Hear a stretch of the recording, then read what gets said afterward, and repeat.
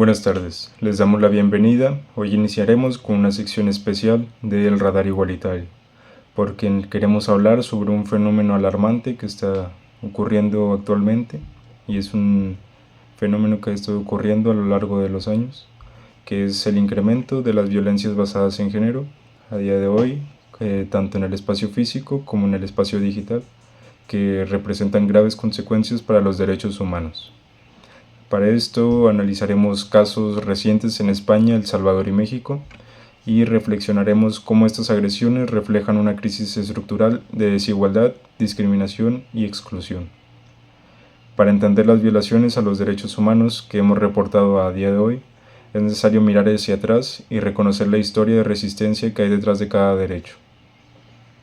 Durante siglos, las mujeres fueron excluidas de la vida pública, sin derecho al voto, a la educación, ni decidir sobre sus propios cuerpos. Fue a partir del siglo XXI que los movimientos sufragistas comenzaron a reclamar igualdad jurídica y libertad individual.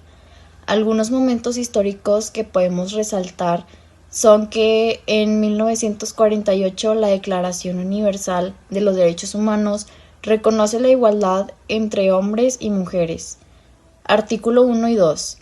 Y tiempo después, para el año 1979, la ONU adopta la CEDAW en América Latina durante los años 90 y 2000.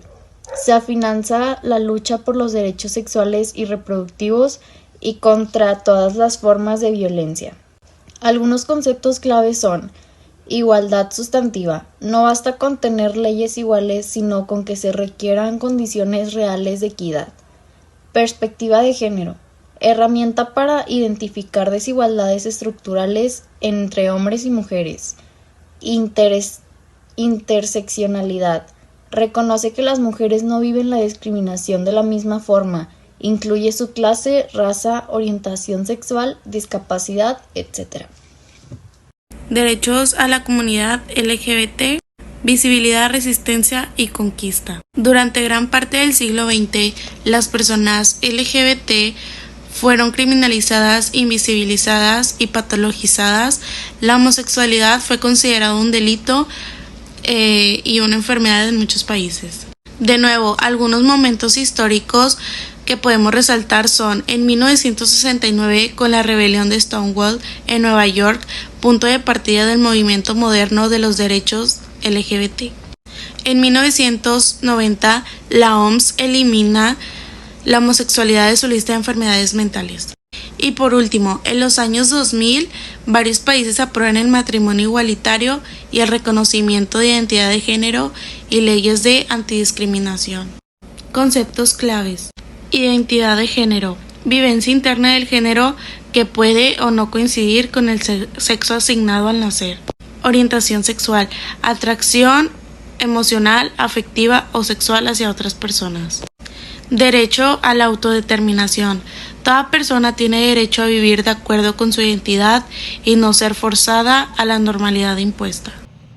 Le doy las gracias a mis compañeros por sus aportaciones. Sin embargo, algo que es innegable es que a pesar de estas evoluciones, reformas y reconocimiento de derechos e incluso instituciones que se han hecho para la defensa de estos grupos vulnerables, algo que es innegable es que se sigue viendo a día de hoy casos de violencia hacia estos grupos, e incluso en esta época se han presentado de manera digital.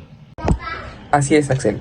Y para entender un poco lo que es la violencia digital, sabemos que toda acción de acoso, amenaza, humillación o exposición no consentida, ejercida a través de los medios digitales, como las redes sociales, el correo electrónico, aplicaciones de mensajería o plataformas en línea, y además, según el tópico 7, esta violencia puede manifestarse en algunas formas como la difusión de imágenes íntimas sin su consentimiento, ciberacoso y hostigamiento, amenazas o chantajes, la suplantación de la identidad y el espionaje digital o control de los dispositivos personales.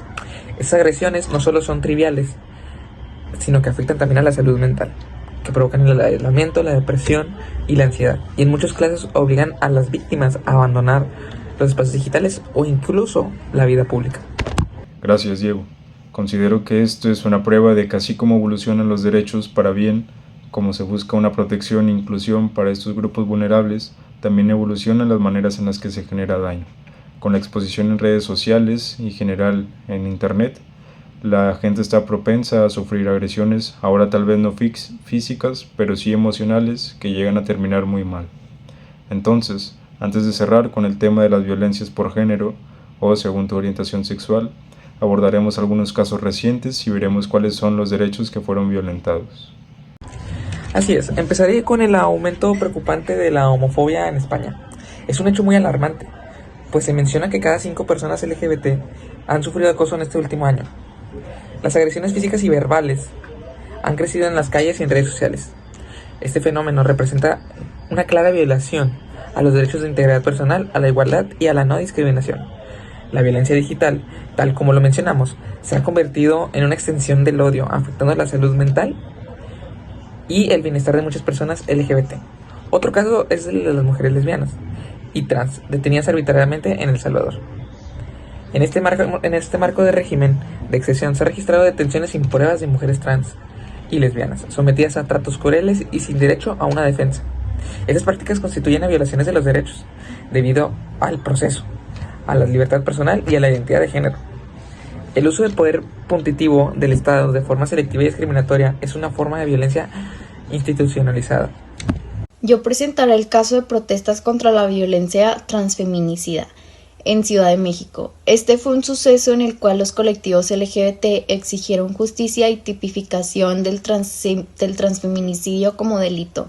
La falta de reconocimiento legal de estas muertes invisibiliza una violencia sistemática que niega el derecho a la vida, a la justicia y a la identidad de género de las mujeres trans. La ausencia de legislación específica demuestra que una deuda del Estado con los derechos de esta población, y también hablaré sobre la discriminación en instituciones públicas en Hidalgo, México. Otro suceso que fue muy alarmante, pues durante 2023 se reportaron al menos 22 incidentes contra personas LGBT, especialmente en el IMSS y centros escolares. Estos actos discriminatorios vulneran derechos fundamentales con el acceso a la salud, a la educación, al trabajo digno. Un tema muy indignante, pues son instituciones de reconocimiento e instituciones de servicio para las personas.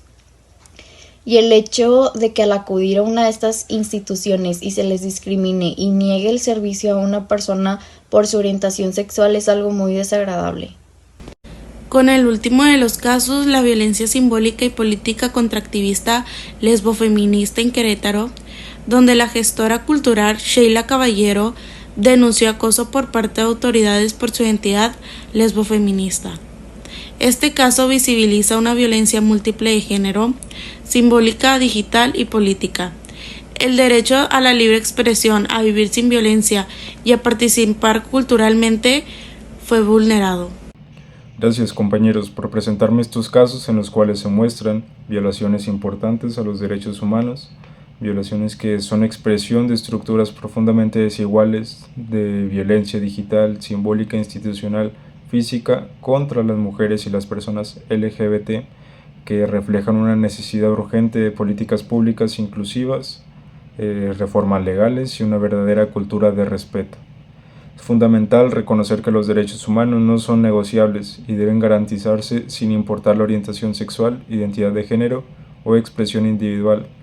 Como ciudadanía, debemos tener responsabilidad de denunciar, visibilizar y transformar.